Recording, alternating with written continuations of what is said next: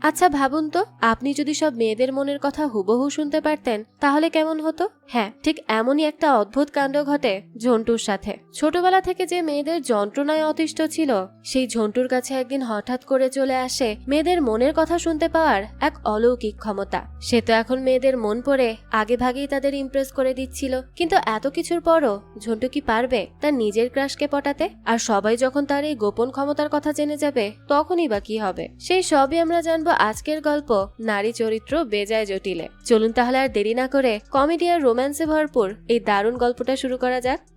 গল্পের শুরু হয় উত্তর কলকাতার এক সরু গলির এক মধ্যবিত্ত বাড়িতে।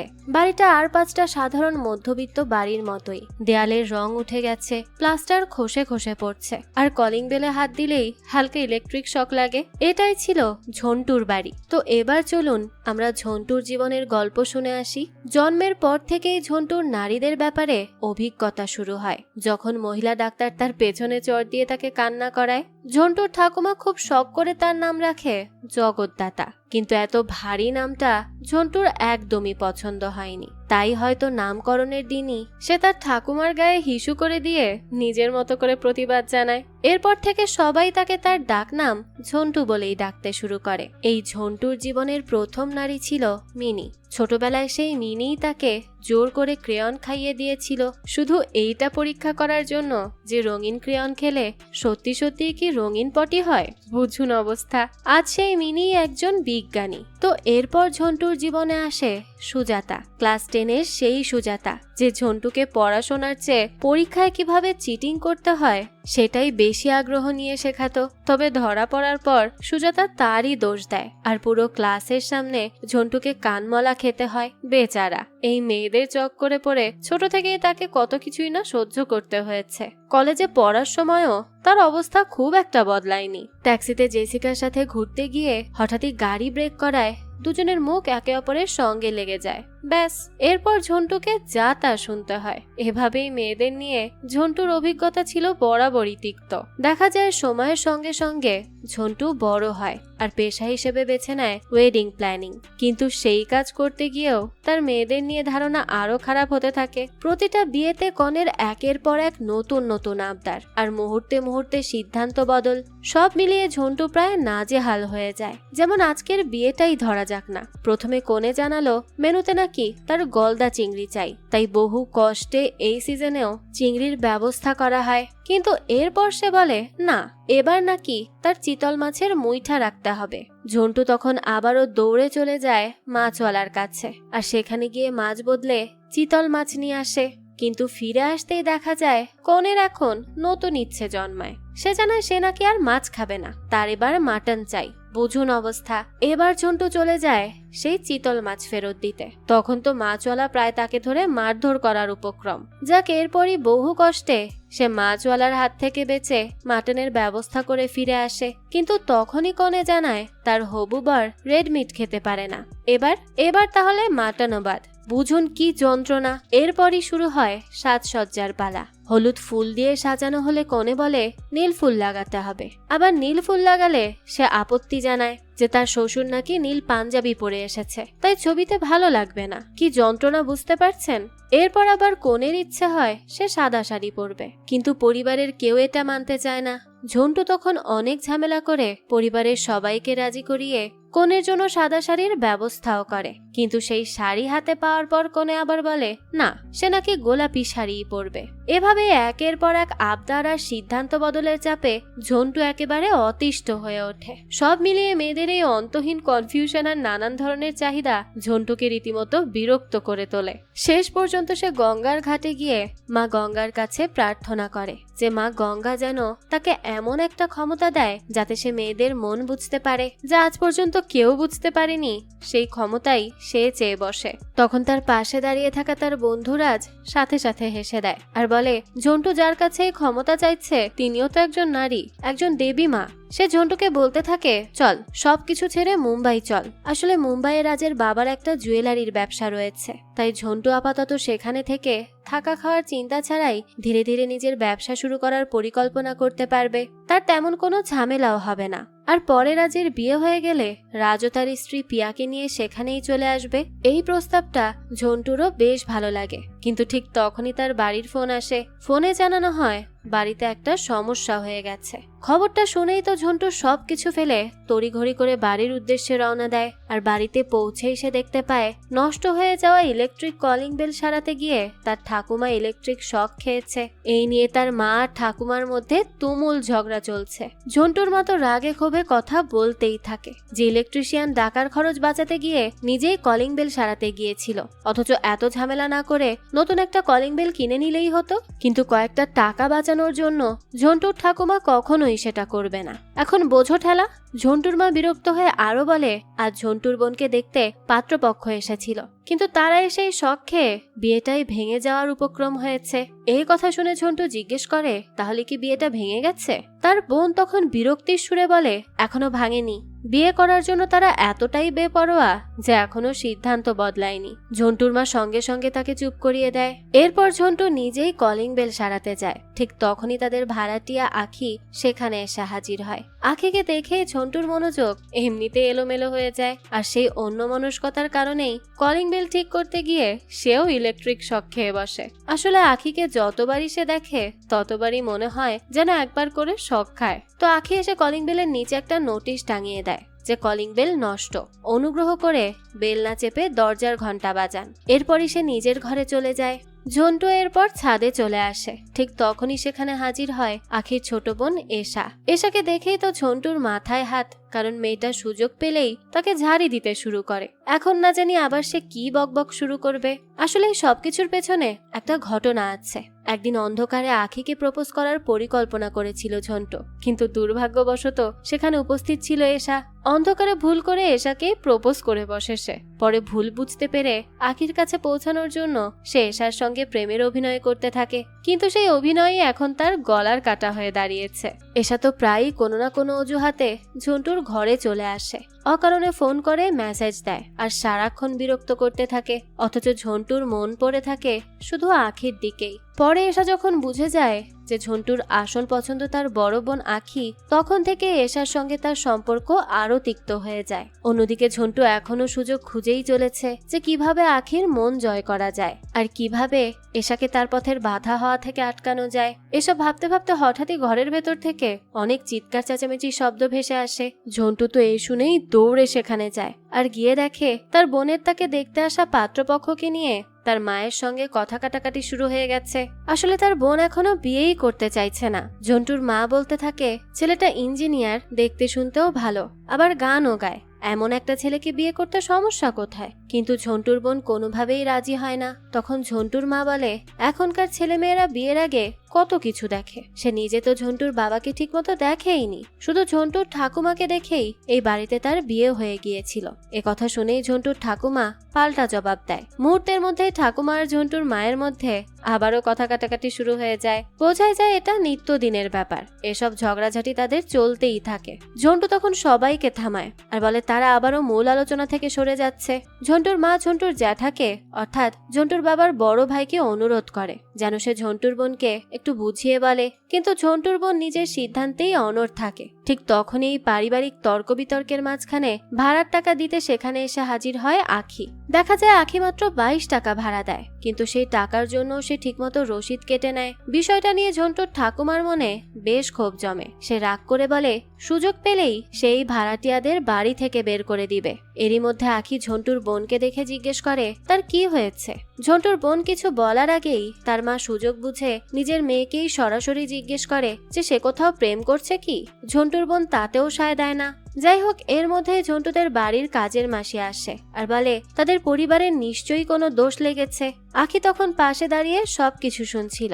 এরপর সে মজা করে বলে যে পরিবারের পুরুষরা 1 মাস নিরামিষ খেলে নাকি পাপ কেটে যায়। শেষ পর্যন্ত পরিবারের সবাই মিলে সিদ্ধান্ত নেয় 1 মাস ঝন্টুকে শুধু নিরামিষ খেতে হবে। এই সিদ্ধান্তে ঝন্টু একেবারেই ভেঙে পড়ে। আশেপাশে এত রকম খাবার থাকতে 1 মাস শুধু নিরামিষ খাওয়ার কথা ভেবেই তার মাথা ঘুরে যায়। এসব হচ্ছে মেয়েদের কারণেই। এরপরই ঝন্টু স্থানীয় কাউন্সিলর পকাইয়ের সঙ্গে দেখা করতে যায়। তখন পকাই এক ডেভেলপারের সঙ্গে গুরুত্বপূর্ণ আলোচনা করছিল।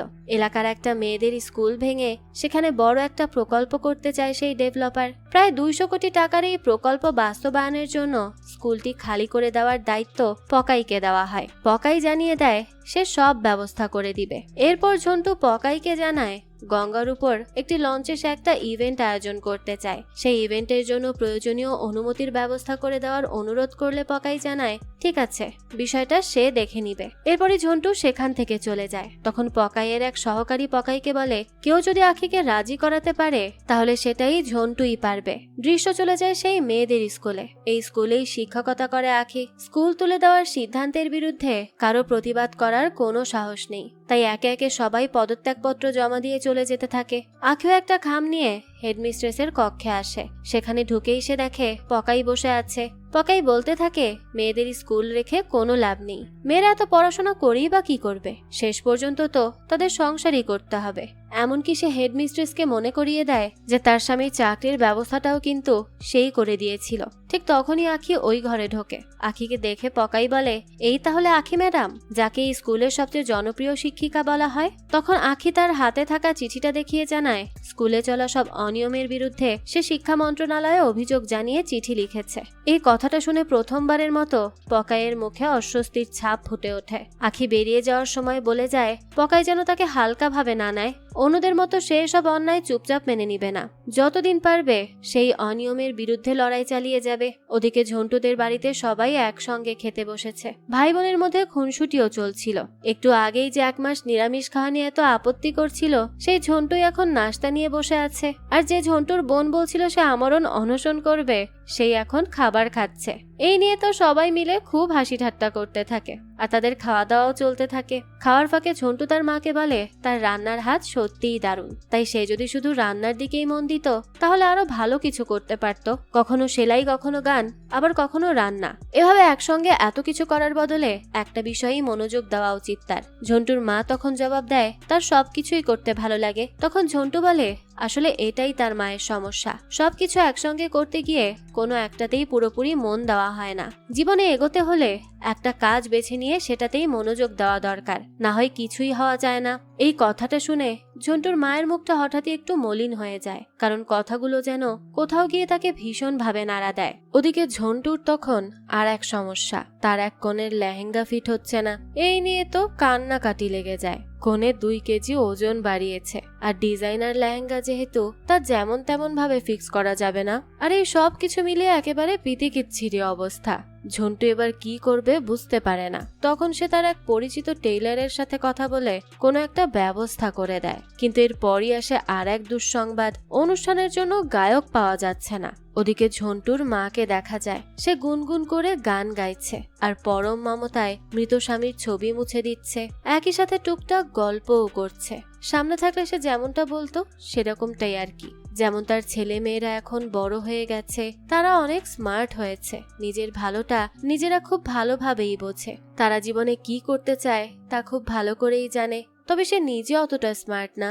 সারা জীবন সে শুধু অন্যদের জন্যই বেঁচে গেল, নিজের জন্য কখনো চিন্তাই করেনি। সে কখনো স্বামীর জন্য রান্না করেছে, কখনো সেলাই করেছে, কখনো আবার একা হাতে সংসারের হাজারো দায়িত্ব সামলেছে, কিন্তু নিজের জন্য আলাদা করে কোনো দিনও কিচ্ছু করা হয়নি তার। আর একটা সময় এসে সে বুঝতে পেরেছে সবার জন্য করতে করতেই সে যেন নিজে কিছুই হয়ে উঠতে পারেনি। এই সব কথা বলেই সে আফসোস করতে থাকে। এখান থেকে দৃশ্য পরিবর্তন হয়। দেখা যায় আখি এসে ঝন্টুর ঠাকুমাকে প্রণাম করে। সে জানায় আজ তার জন্য খুব গুরুত্বপূর্ণ একটা দিন। আজ হাইকোর্টে তার মামলার শুনানির তারিখ পড়েছে। ঠাকুমা তখন ঝন্টুকে আখির সঙ্গে যেতে বলে। ঝন্টু এতে রাজি হয়ে যায়। তো যেতে যেতে সে বলতে থাকে আখি একেবারেই অন্য মেয়েদের মতো নয়। সে ন্যাকামো করে না, মুখ ভর্তি মেকআপ মাখে না, বাড়ি ঘর মামলা মোকদ্দমা সবকিছু একাই সামলে নেয়। তাকে মেয়ে না বলে সম্মানসূচক হিসেবে ছেলে বলাই যায়। আখি বলে তার মনেও ঝন্টুকে নিয়ে ঠিক একই রকম একটা কথা আসে। ঝন্টু সারাক্ষণ ঘ্যান ঘ্যান করে, নিজের দোষ অন্যের ঘাড়ে চাপায়, আবার প্রয়োজনের চেয়ে বেশি আত্মবিশ্বাসীও দেখায় নিজেকে। তাকেও আসল ছেলে না বলে সম্মানসূচক ছেলে বলাই ভালো। তো এসব নিয়ে কথা বলতে বলতেই তারা হাইকোর্টে পৌঁছে যায়। আসলে মামলাটা আখিদের বিরুদ্ধে, আর এটা ঝন্টুর ঠাকুমাই করেছিল। বহু বছর আগে আখির দাদার সময় থেকে এই বাড়ির ভাড়া ছিল মাত্র 22 টাকা। মৃত্যুর আগে ঝন্টুর দাদু বলে গিয়েছিল আখিদের কাছ থেকে যেন সারা জীবন এই ভাড়াই নেওয়া হয়। কিন্তু এখন তো সময় বদলেছে, সবকিছুর দামও বেড়েছে, শুধু বাড়ি ভাড়াটাই একই রয়ে গেছে। তাই ভাড়া বাড়ানোর জন্য ঝন্টুর ঠাকুমা আখিদের বিরুদ্ধে আদালতে মামলা করেছে। তবে ঠাকুমা তো জানেই না মামলাটা এতদিন ধরে ঝুলে থাকার আসল কারণ ঝন্টু নিজেই। আখিদের ভাড়া যেন না বাড়ে সেই জন্য সেই গোপনে উকিলদেরকে টাকা খাইয়ে মামলার পর মামলার নতুন নতুন তারিখ ফেলে দেয়। তার একটাই আশা, এভাবে যদি আখিদের এই বাড়িতে আরো কিছুদিন রাখা যায় তাহলে হয়তো কোনো একদিন আখির মনও জয় করা যাবে। আর সেই আশাতেই সে এইসব করে বেড়াচ্ছে। দেখতে দেখতে এদিকে পাড়ার দুর্গা পুজো এসে যায়। পুজোর অনুষ্ঠানে পকাই মঞ্চে উঠে নারীর সম্মান, নারী শক্তি আর মেয়েদের অধিকার নিয়ে বেশ বড় বড় বক্তৃতা দিতে থাকে। এসব কথা শুনে আখি ভীষণ বিরক্ত হয়, কারণ সে খুব ভালো করেই জানে কথায় যতই নারীর সম্মানের কথা বলুক পকাই, বাস্তবে সে মেয়েদেরকে একটুও সম্মান করে না। অন্যদিকে ঝন্টু আজ একেবারেই অন্য মুডে। সে ঠিক করে আজই আখিকে সে নিজের মনের কথা জানাবে, তা সে যাই হোক না কেন। তার বন্ধুরা তাকে অনেক বুঝিয়ে প্রস্তাবটা পরে দিতে বলে, কিন্তু ঝন্টু তো কারো কথাই শোনে না, কারণ অনেক হয়েছে, সে আর চুপ থাকতে পারবে না। এরপরই সে মাইক হাতে নিয়ে সবার সামনে আখিকে ডেকে আনে, আর এরপরই বেশ জাঁকজমক করে সে আখিকে প্রপোজ করে। প্রপোজ করার পর সে বলতে থাকে আখি যদি রাজি হয়ে যায় তাহলে আর কোনোদিন তাকে ভাড়া দিতে হবে না। ইচ্ছে হলে শ্বশুর বাড়িতে থাকবে, ইচ্ছে হলে বাপের বাড়িতে যাবে, এমনকি স্কুলে চাকরিও করতে হবে না। শুধু বাড়িতে থেকে তার মা আর ঠাকুমার দেখাশোনা করবে আর স্বামীর আদর যত্নে থাকবে। ঝন্টুর মুখে এসব কথা শুনে আখির বিরক্তি ক্রমেই বাড়তে থাকে। ঝন্টু এরপর আখির কাছে জানতে চায় তার প্রস্তাবটি তার কেমন লেগেছে। আখি ধীরে ধীরে তখন তার দিকে এগিয়ে আসে আর বলে সে ঝন্টুকে 3টা প্রশ্ন করবে। যদি ঝন্টু 3টা প্রশ্নেরই সঠিক উত্তর দিতে পারে তাহলে সে তার প্রস্তাব মেনে নিবে। প্রথম প্রশ্ন, তার ঠাকুমা সারাদিনে কোন কোন ওষুধ খায়। দ্বিতীয় প্রশ্ন, তার বোনের যে গাইনি সমস্যা আছে সেটা কি। আর তৃতীয় প্রশ্ন, তার মায়ের সবচেয়ে প্রিয় খাবার কি। দেখা যায় ঝন্টু এই 3টা প্রশ্নের একটারও উত্তর দিতে পারে না। তখন আখি বলে যে মানুষ নিজের আশেপাশের সবচেয়ে কাছের নারীদের সম্পর্কে কোনো খোঁজ খবর রাখে না সে কিভাবে অন্য একজন নারীকে ভালো রাখার কথা বলে। এই প্রশ্নেরও কোনো উত্তর ঝন্টুর কাছে ছিল না। শেষে আখি বলে ঝন্টুকে সে কোনো সম্পর্কের জন্য অযোগ্য বলছে না, বরং তার কাছে ঝন্টু এখনো প্রস্তুত নয়। আগে নিজের বাড়ির নারীদের বুঝতে শিখুক, সে তাদের চাহিদা, কষ্ট আর পছন্দ অপছন্দ জানতে শিখুক, তারপর দেখা যাবে। তো সে রাতে ঝন্টু অনেকক্ষণ ধরে বন্ধুদের সঙ্গে বসে বসে মদ খেতে থাকে। তার বন্ধুরা তো আগেই তাকে বারণ করেছিল সবার সামনে এভাবে প্রপোজ না করতে। এখন যা হওয়ার তাই হয়েছে। ঝন্টু তো বুঝতেই পারছিল না এত অপমানের পর সে পাড়ার মানুষের সামনে মুখ দেখাবে কিভাবে। অন্যদিকে আখিরও একটু একটু খারাপ লাগতে শুরু করে। সেভাবে ঝন্টুকে না বলাটা ঠিক ছিল, কিন্তু পুরো পাড়ার মানুষের সামনে ওভাবে অপমান করা হয়তো তার উচিত হয়নি। বেচারা এখনো বাইরে একা বসে আছে, আর রাতও অনেক হয়েছে। তাছাড়া ঠান্ডাও ক্রমেই বাড়ছে। তাই আখি তার ছোট বোনকে বলে সে যেন একটা চাদর নিয়ে ঝন্টুর গায়ে জড়িয়ে দেয়। ওদিকে মদের নেশায় পুরোপুরি মাতাল হয়ে ঝন্টু ঠাকুরের সামনে বসে একের পর এক অভিযোগ করতে থাকে। রাগে অভিমানে সে দেবদেবীদের নানান কথা বলতে শুরু করে। জীবনে সে কারো কোনো ক্ষতি করেনি, তবু কেন তার সঙ্গেই বারবার এমন হয়। বলতে বলতে দেবতা শিবকেও সে কথা শোনাতে শুরু করে। সে বলতে থাকে দেবতা শিবের স্ত্রী এত প্রলয়ঙ্কারী শক্তির অধিকারী যখন হয় তখনও শিবজি নিজের স্ত্রীকে থামানোর চেষ্টা করেননি, বরং সবসময় স্ত্রীর পায়ের কাছেই ছিলেন। আর সে কারণেই আজকের দিনে সব পুরুষকেই নাকি স্ত্রীর কথা মতো চলতে হয়। তবে ঝন্টু এসব মানবে না। সে বলে সেই একদিন পুরুষদের সম্মান ফিরিয়ে আনবে। ঠিক সেই মুহূর্তে কেউ একজন এসে ঝন্টুর গালে কষে এক চড় মারে। নেশায় বুঝ ঝন্টুর মনে হয় স্বয়ং দেবী পার্বতী বুঝি তার স্বামী শিবকে নিয়ে এমন কথা বলার শাস্তি হিসেবে তাকে চড় মেরেছেন। যাই হোক, দৃশ্য চলে যায় পরদিন সকালবেলা। ঘুম ভাঙতেই ঝন্টুর মনে হয় যেন সবকিছুই বদলে গেছে। সে স্পষ্ট শুনতে পায় কোনো এক বৃদ্ধা মহিলা তার প্রশংসা করছে, তাকে উত্তম কুমারের সঙ্গে তুলনা করছে, এমনকি তার গালে আদর করে কামড় দিতেও চাইছে। অবাক হয়ে ঝন্টু বারান্দায় গিয়ে দেখে সামনের বাড়ির এক বৃদ্ধা মহিলা তার দিকে তাকিয়েই দাঁড়িয়ে আছে। তখন ঝন্টুর মনে একটাই প্রশ্ন জাগে যে সে কি সত্যি ওই মহিলার মনের কথা শুনতে পারছে, নাকি আগের রাতের নেশার ঘোর এখনো পুরোপুরি কাটেনি। ফ্রেশ হয়ে এসে ঝন্টু নাস্তার টেবিলে বসতেই দেখতে পায় তার বোন সেখানে এসেছে। বাইরে থেকে দেখলে মনে হচ্ছে সে চুপচাপ বসে আছে, কিন্তু হঠাৎই ঝন্টু শুনতে পায় তার বোন বলছে রাতে সবাই ঘুমিয়ে পড়লেই সে চুপি চুপি বাইরে বেরিয়ে যাবে। ঝন্টু তখন অবাক হয়ে খেয়াল করে তার বোনের ঠোঁট একটুও নড়ছে না, অর্থাৎ সে মুখে কিছু বলছে না, মনে মনে ভাবছে, আর সেই ভাবনাগুলোই ঝন্টু স্পষ্ট শুনতে পাচ্ছে। তখনও সে বুঝে উঠতে পারে না সত্যি এমন কিছু হচ্ছে নাকি সে ভুল শুনছে।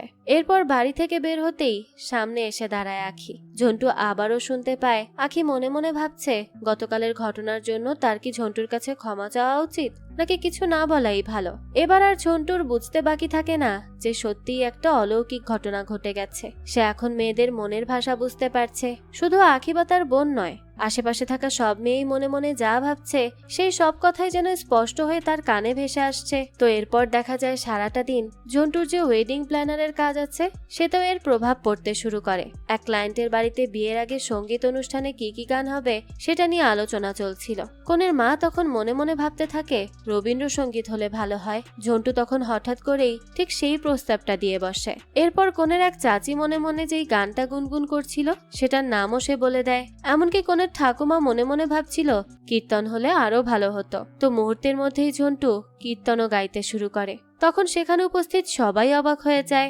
ঝন্টুর বন্ধু রাজ তখন বুঝতে পারে আজ তার মধ্যে নিশ্চয়ই কিছু একটা অদ্ভুত পরিবর্তন হয়েছে। তারা তখন তাকে একপাশে নিয়ে যায় আর তার কাছে জানতে চায় আসল ব্যাপারটা কি। ঝন্টু তখন রাজকে মনে মনে তাকে গালমন্দ করতে বলে। রাজ মনে মনে তাকে যতই গালি দিক না কেন ঝন্টু তো কিছুই শুনতে পায় না। তখনই সে বুঝে যায় সে শুধু মেয়েদের মনের কথাই শুনতে পারছে। তো সেদিন রাতে ঝন্টু আগে থেকেই পাহারা দিয়ে বসেছিল, কারণ সে জানতো তার বোন সবাই ঘুমিয়ে পড়ার পর বাড়ি থেকে পালিয়ে যাবে। ফলে বের হওয়ার আগেই তার বোন ধরা পড়ে যায় আর তার পুরো পরিকল্পনাটাই ভেস্তে যায়। এরপর নিজের ঘরে ফিরতে গিয়েই ঝন্টু শুনতে পায় যে আখি মনে মনে গুনগুন করে একটা গান গাইছে। কিছুক্ষণ পর আখি মনে মনে তন্ময় নামে একজনকে জন্মদিনের শুভেচ্ছা জানায়। সেই সঙ্গে সে বলে তন্ময়কে সে অনেক ভালোবাসে, কিন্তু এখন তন্ময় কোথায় আছে সেটা আমাদের বলা হয় না। আখির মনে অন্য একজনের জন্য এত ভালোবাসা রয়েছে এটা বুঝতেই ঝন্টুর ভীষণ মেজাজ খারাপ হয়। রাগ আর হতাশায় সে বাড়ি থেকে বেরিয়ে পড়ে। বাড়ির বাইরে গিয়ে ঠান্ডা মাথায় সবকিছু ভাবতে ভাবতেই ঝন্টুর মাথা ঠান্ডা হয়ে যায়। তার মনে হয় সে যেন আর সাধারণ মানুষ নেই, তার মধ্যে এক অসাধারণ ক্ষমতা চলে এসেছে। মেয়েদের মনের কথা বুঝতে পারা কোনো সাধারণ ক্ষমতা নয়, নিজের কাছে সে যেন এক মহামানবে পরিণত হয়েছে। সে এতটাই উত্তেজিত ছিল যে উত্তেজনায় সে সঙ্গে সঙ্গেই রাজের কাছে গিয়ে সবকিছু খুলে বলে। কিন্তু রাজ প্রথমে কিছুতেই বিশ্বাস করতে পারে না। সে বারবার জানতে চায় আগের রাতে ঝন্টু কি খেয়েছিল, নাকি নেশার ঘোর এখনো কাটেনি। কিন্তু ঝন্টু তখন অন্য জগতে। সে বলতে থাকে এই ক্ষমতা দিয়ে সে চাইলে বড় বড় মানুষদেরও হার মানিয়ে দিতে পারবে, এমনকি রাজ্যের মুখ্যমন্ত্রীর মনেও কি চলছে সেটাও সে বুঝে ফেলতে পারবে। রাজ তখন তাকে একটু শান্ত করে আর বলে এত বড় বড় কথা বলার আগে আশেপাশের মানুষদের উপর ক্ষমতাটা পরীক্ষা করে দেখা উচিত তার। দৃশ্য চলে যায় পরদিন, আর সেদিন থেকেই ঝন্টুর পরীক্ষা নিরীক্ষা শুরু হয়ে যায়। সে আশেপাশের মেয়েদের মনের কথা শুনে সেগুলো সত্যি কিনা মিলিয়ে দেখতে থাকে। ধীরে ধীরে সে নিশ্চিত হয়ে যায় তার ক্ষমতা সত্যিই কাজ করছে। এই ক্ষমতার সবচেয়ে বেশি সুবিধা হয় তার ওয়েডিং প্ল্যানিং এর কাজে। মেয়ে ক্লায়েন্টরা কি চাইছে সেটা তারা মুখে বলার আগেই ঝন্টু বুঝে ফেলে, তাই আগে ভাগেই সব ব্যবস্থা করে রাখে। এখন তাকে আর আগের মতো নাকানি চুবানি খেতে হয় না। এতে ক্লায়েন্টরাও ভীষণ খুশি হয় আর তার কাজের সুনামও দ্রুত ছড়িয়ে পড়ে। এমনকি আখি যখন মনে মনে কোনো গান গুনগুন করে ঝন্টু সেটাই গেয়ে ওঠে। কিন্তু এত কিছু করেও আখির মন সে গলাতে পারে না। এরপর একদিন ঝন্টু পকাইয়ের অফিসে যায়। সেখানে পকাই এক মহিলা কনস্ট্রাকশন ডিলারের সঙ্গে বড় একটা চুক্তি নিয়ে আলোচনা করছিল। মহিলা 5 কোটি টাকার প্রস্তাব দেয় আর পকাইও প্রায় রাজি হয়ে যাচ্ছিল। ঠিক তখনই ঝন্টু মহিলার মনের কথা শুনতে পায়। মহিলা মনে মনে ভাবছিল দরকার হলে সে 7 কোটি টাকা পর্যন্ত দিতে রাজি, কারণ এই চুক্তি না হলে তার চাকরিই চলে যাবে। ঝন্টু তখন পকাইকে আলাদা করে ডাকে আর বলে 5 কোটিতে রাজি না হয়ে 7 কোটি টাকা চাইতে। প্রথমে পকাই একটু দ্বিধায় পড়ে যায়, কিন্তু পরে ঝন্টুর কথা মতো সে 7 কোটি টাকাই দাবি করে। শেষ পর্যন্ত দেখা যায় ওই মহিলাও প্রস্তাবে রাজি হয়ে যায়, কারণ সে তো আগেই 7 কোটি টাকা দিতে চেয়েছিল। আর এতে করে দেখা যায় পকাইয়েরও বিরাট লাভ হয়। সে তো ভীষণ খুশি হয় আর ওই মহিলাকে বলে মুম্বাইয়ে ঝন্টুর জন্য একটা অফিসের ব্যবস্থাও করে দিতে। আসলে পকাইয়ের মাথায় অন্য পরিকল্পনা চলছিল। সে চাইছিল ঝন্টু যেন আখিকে বিয়ে করে মুম্বাইয়ে চলে যায়, তাহলে আখিও আর এই এলাকায় থাকবে না আর তার জন্য কোনো সমস্যাও তৈরি করতে পারবে না। যাই হোক, ঝন্টুর বুদ্ধিতে 1 লাফে 2 কোটি টাকা বেশি পাওয়ায় পকাই তার উপর ভীষণ খুশি হয়ে যায়। ওদিকে আখি মনে মনে ভাবছিল পকাই নিশ্চয়ই নতুন কোনো পরিকল্পনা করছে। এদিকে হেডমিস্ট্রেসও চাকরি ছেড়ে দিতে চলেছে। একে একে আরো অনেক শিক্ষক পদত্যাগ করছে, কিন্তু স্কুলটাকে বাঁচানোর জন্য কেউই লড়াই করতে চাইছে না। এইভাবে চলতে থাকলে হয়তো শেষ পর্যন্ত এই স্কুলটাই বন্ধ হয়ে যাবে। এসব নিয়ে আখি ভীষণ চিন্তায় পড়ে যায়। সে কি করবে না করবে কিছুই ভেবে পাচ্ছিল না। ঠিক তখনই সেখানে ঝন্টু আর রাজ এসে পৌঁছায়। রাজ এসেছিল নিজের বিয়ের কার্ড দিতে, আর ঝন্টু তখন বেশ গর্ব করেই জানায় বিয়ের সব আয়োজন সেই করছে। এই সময় বাইরের ঘরে হঠাৎই হইচই পড়ে যায়। জানা যায় ঝন্টুর ঠাকুমার 60,000 টাকা চুরি হয়ে গেছে। এতে তো ঝন্টুর ঠাকুমা ভীষণ রেগে যায়, আর রাগের মাথায় সবাইকে সন্দেহ করতে শুরু করে। এমনকি ঝন্টুর ঘরও তল্লাশি করতে বলে। আখিকেও দোষারোপ করে বসে। ঠিক সেই সময় ঝন্টু খেয়াল করে তার বোন মনে মনে ভাবছে যদি সবাই ঝন্টুর ঘরের পাশাপাশি তার ঘরটাও তল্লাশি করে তাহলে তো সে বড় বিপদে পড়ে যাবে। চুরির আসল ঘটনা তখন সবাই জেনে যাবে। ঝন্টু এই ব্যাপারটা বুঝতে পারে, তাই সে সঙ্গে সঙ্গে তার বোনকে আলাদা ডেকে নিয়ে সবকিছু জানতে চায় যে আসল কাহিনীটা কি। তখন তার বোন স্বীকার করে যে সে আসলে কারো সঙ্গে পালিয়ে যাচ্ছিল না, সে একাই বাড়ি ছেড়ে চলে যেতে চেয়েছিল। একটা বিশ্ববিদ্যালয়ে ভর্তি হওয়ার ইচ্ছা ছিল তার, কিন্তু সেই ভর্তি হওয়ার টাকা তার কাছে ছিল না, তাই বাধ্য হয়ে ঠাকুমার ঘর থেকে টাকাটা নিয়েছিল সে। এছাড়া সে আর কোনো উপায় খুঁজে পায়নি। এই সবকিছু শুনে ঝন্টু জানায় এই চুরির কথা সে কাউকে বলবে না, তবে এর বদলে তার বোনকে আর একবার ঠাকুমার ঘর থেকে একটা জিনিস চুরি করতে হবে। কিন্তু কি চুরি করতে হবে সেটা সময় হলে সে নিজেই জানিয়ে দিবে।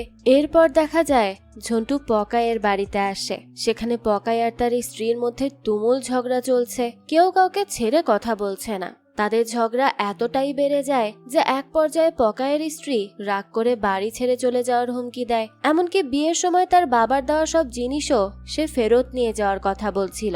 ঝন্টু তখন পাশে দাঁড়িয়ে পকাইয়ের স্ত্রীর মনের কথা শুনতে থাকে, আর এটা শুনেই সে বুঝে যায় সেদিন আসলে পকাইদের বিবাহ বার্ষিকী ছিল, কিন্তু পকাই তো সেটা পুরোপুরি ভুলে গেছে, আর সেই কারণেই তার স্ত্রী এতটা রেগে আছে। এই ব্যাপারটা বুঝতে পেরেই ঝন্টু দ্রুত একটা ফুলের তোড়া কিনে নিয়ে আসে। তারপর পকাইয়ের স্ত্রীর হাতে দিয়ে বলে এটা পকাই তার জন্য আনিয়েছে। আর এই ফুলের তোড়া দেখে তো মুহূর্তেই পকাইয়ের স্ত্রীর রাগ অনেকটা কমে যায়, তাই সে আর কোনো ঝামেলাই করে না। দেখা যায় কোনো ঝামেলা ছাড়াই পরিস্থিতি সামলে যাওয়ায় পকাই আবারও ঝন্টুর উপর ভীষণ খুশি হয়ে যায়, আর নিজেও একটু হাফ ছেড়ে বাঁচে, নাহলে তো আজই তার সংসার ভেঙে যাচ্ছিল। যাক, এরপর সবাই চলে যায় রাজের বিয়ের সঙ্গীতের অনুষ্ঠানে। সেখানে আখি, ঝন্টু তাদের পরিবারের সবাই মিলে বেশ নাচ গান করে, আড্ডা দেয় আর জমিয়ে খাওয়া দাওয়া করে। এক কথায় বলতে গেলে এই অনুষ্ঠানে সবাই দারুণ আনন্দ করে। দেখতে দেখতে রাত বাড়তে থাকে, আর রাত বাড়ার সঙ্গে সঙ্গে অনুষ্ঠানও জমে ওঠে।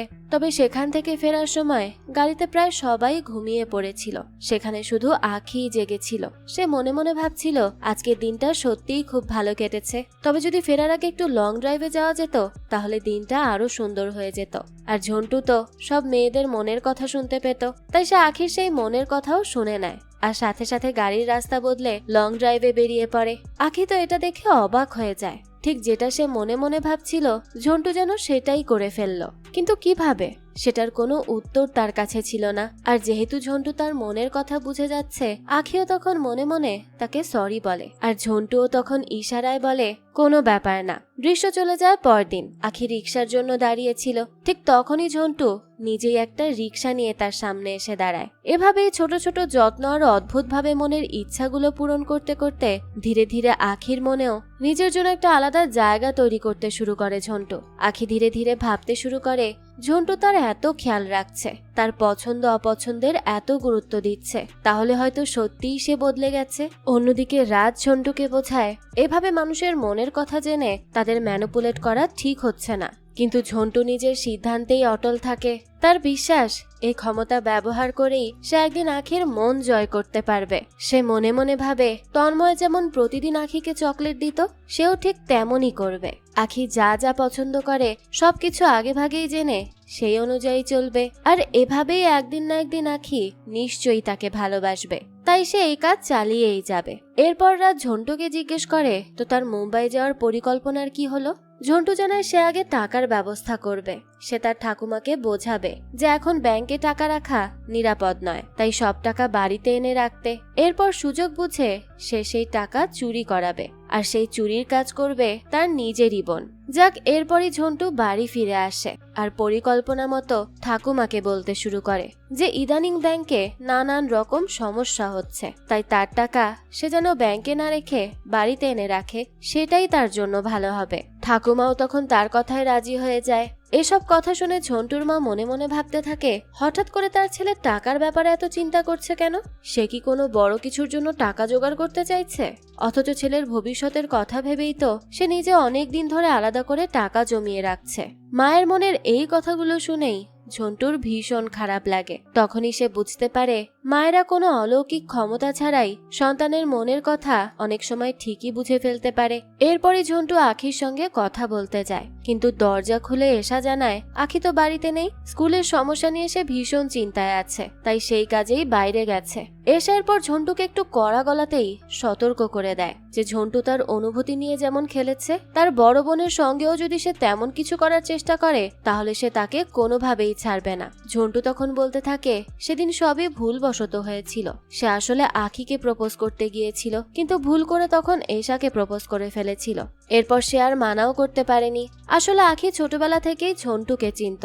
ঝন্টুকে যখন জোর করে ক্রেয়ন খাওয়ানো হয়েছিল তখন আখি তাকে বাঁচিয়েছিল, কিন্তু একটু বড় হওয়ার পর ঝন্টুই একদিন আখিকে জিজ্ঞেস করে সে কি তার সঙ্গে কিসকিস খেলবে।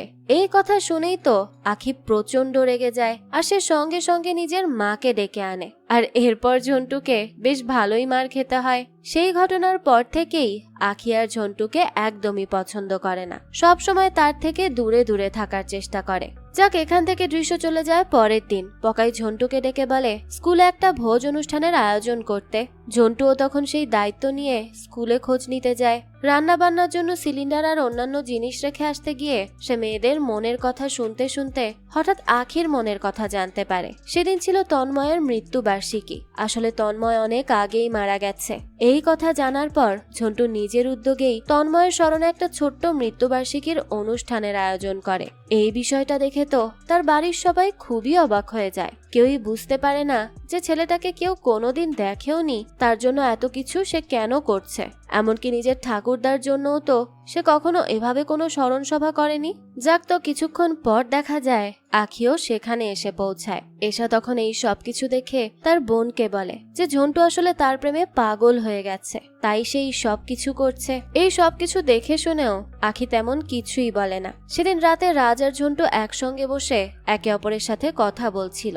রাজ তখন তাকে আবারও বোঝায় যে মানুষের মনের কথা জেনে তাদের জীবনকে প্রভাবিত করাটা তার এখন বন্ধ করা উচিত। কিন্তু ঝন্টু জানিয়ে দেয় না, সে এটা কখনোই বন্ধ করবে না, কারণ তার এই ক্ষমতার জন্যই সে আখির এতটা কাছে পৌঁছাতে পেরেছে। নাহলে তো সে কখনোই তার এত কাছে যেতেই পারতো না। তো তারা যখন এসব কথা বলছিল তখন তাদের অজান্তেই পেছন থেকে পুরো কথোপকথন শুনে ফেলে আখি। আর এরপরই সে তাদের সামনে চলে আসে।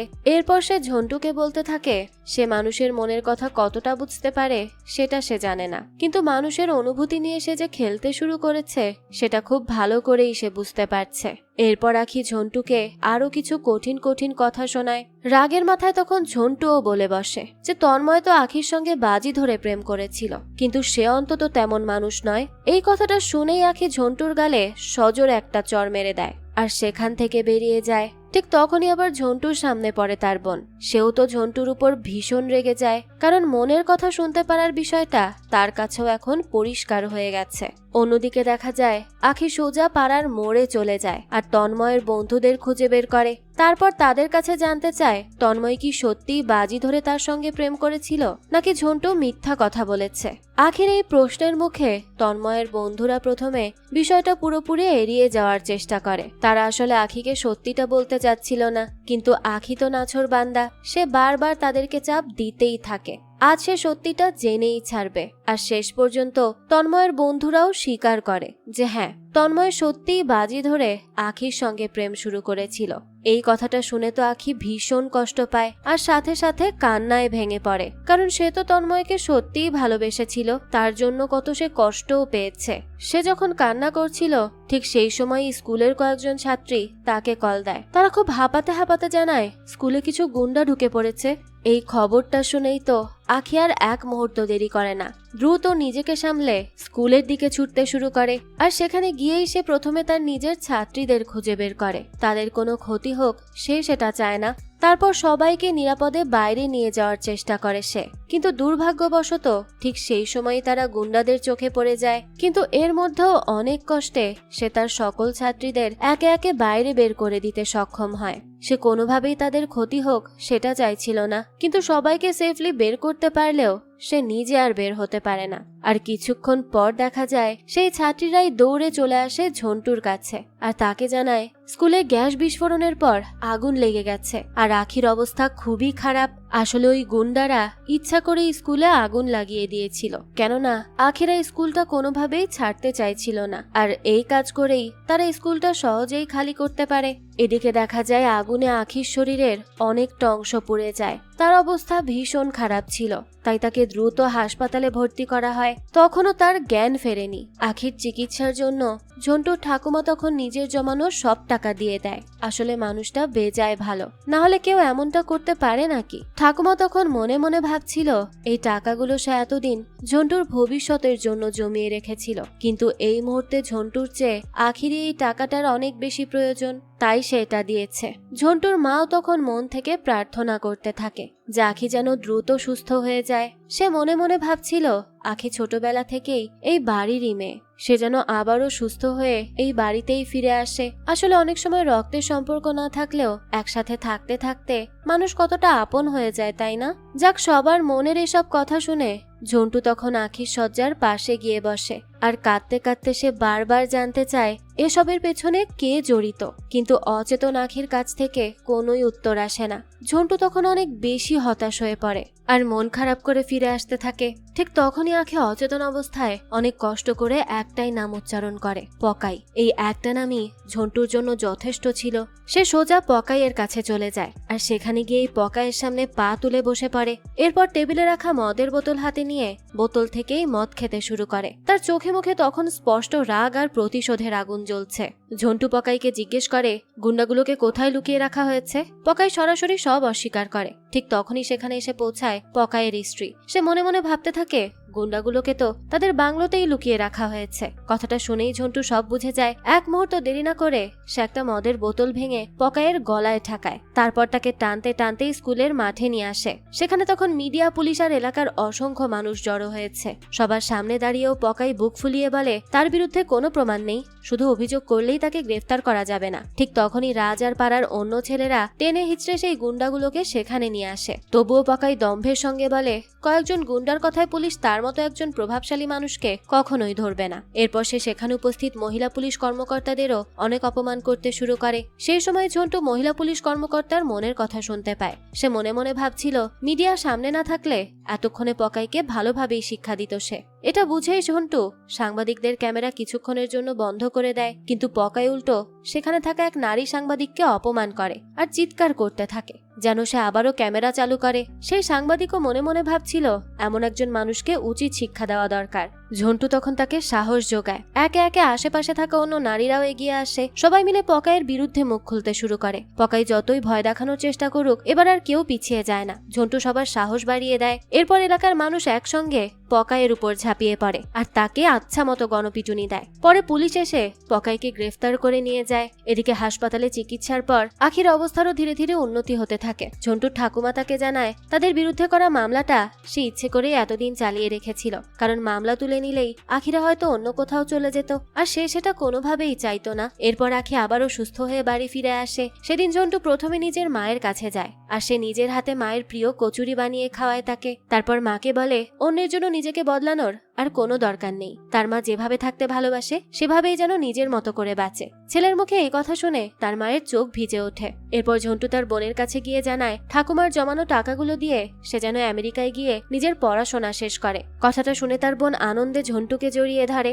তারপর ঝন্টু ঠাকুমার কাছে গিয়ে বলে আর কষ্ট করে তার জন্য তাকে টাকা জমাতে হবে না। সে জানে ঠাকুমা এতদিন শুধু তার ভবিষ্যতের কথা ভেবেই টাকা জমিয়েছে, কিন্তু সে আর মুম্বাই যাবে না। সে নিজের মানুষদের ছেড়ে কোথাও যেতে চায় না। সবশেষে ঝন্টু যায় আখির কাছে। আখি তখন মনে মনে তাকে জিজ্ঞেস করে সে কি এখনো মেয়েদের মনের কথা বুঝতে পারে। ঝন্টু তখন হেসে মাথা নাড়িয়ে জানায় হ্যাঁ সে পারে। এরপর আখি মনে মনে আরেকটা প্রশ্ন করে। সে জানতে চায় ঝন্টু কি এখনো তার সঙ্গে কিসকিস খেলতে চায়। প্রথমে ঝন্টু এই কথা শুনে অবাক হয়ে যায় আর আখির দিকে তাকিয়ে থাকে, আর পর মুহূর্তেই আনন্দে আত্মহারা হয়ে নাচতে শুরু করে। এখান থেকে দৃশ্য পরিবর্তন হয়। ঝন্টু চলে যায় দেবীর ছবির সামনে, আর তার সামনে দাঁড়িয়ে সে বলতে থাকে এই পৃথিবীর সবচেয়ে সহজ সরল আর সবচেয়ে ভালো জাতি হলো নারীরা। ঠিক তখনই হঠাৎ কেউ একজন এসে তার গালে কষে একটা চড় মারে। ঝন্টু তখন অবাক হয়ে চারিদিকে তাকায়, আর এরই সাথে সাথে এই গল্পটাও এখানেই শেষ হয়ে যায়। শেষ দৃশ্য দ্বারা হয়তো এটাই বোঝানো হয়েছে যে নারী চরিত্র আসলেই জটিল। কারণ ঝন্টু তো শেষমেশ মেয়েদেরকে নিয়ে ভালো কথা বলছিল যে মেয়েরা সহজ সরল, কিন্তু এটাই হয়তো কোনোভাবে দেবীর পছন্দ হয়নি, তাই সেও হয়তো তাকে চর কষে দেয়। এই জন্যই হয়তো বলে মেয়েদের মন বোঝা বড়ই কঠিন। হ্যাঁ, আমি মেয়ে হয়েই বলছি, মেয়েদের যে কখন কখন মুড সুইং হয় তার কোনো ইয়ত্তা নেই। এজন্যই তো বলা হয় মেয়েদের মুড সুইং হচ্ছে রোলার কোস্টার রাইডের মতো। তাই আজীবন চেষ্টা করলেও ছেলেদের পক্ষে মেয়েদের মন বোঝা সম্ভব নয়। যাক, এই তো ছিল আজকের গল্প। এই গল্পটা আপনাদের কাছে কেমন লেগেছে সেটা অবশ্যই আমাদেরকে কমেন্ট করে জানাবেন। যদি এতটুকুও ভালো লেগে থাকে তাহলে একটি লাইক দিয়ে যাবেন। আর হ্যাঁ, আমাদের এই চ্যানেলে কিন্তু প্রতিনিয়তই নতুন নতুন ভিডিও আপলোড করা হয়। সেই সব ভিডিওর আপডেট পেতে আমাদের চ্যানেলটিকে সাবস্ক্রাইব করে বেল আইকনে অল দিয়ে রাখতে কিন্তু ভুলবেন না। আর একটা কথা, আমাদের সকল ভিডিওর আপডেট পেতে জয়েন করতে পারেন আমাদের হোয়াটসঅ্যাপ চ্যানেলে, লিংক ডেসক্রিপশন বক্সেই দেয়া আছে। আজকে তাহলে এই পর্যন্তই, আবারও হাজির হব নতুন কোনো ভিডিও নিয়ে। সেই পর্যন্ত সবাই ভালো থাকবেন আর আমাদের চ্যানেলের সাথেই থাকবেন। ধন্যবাদ।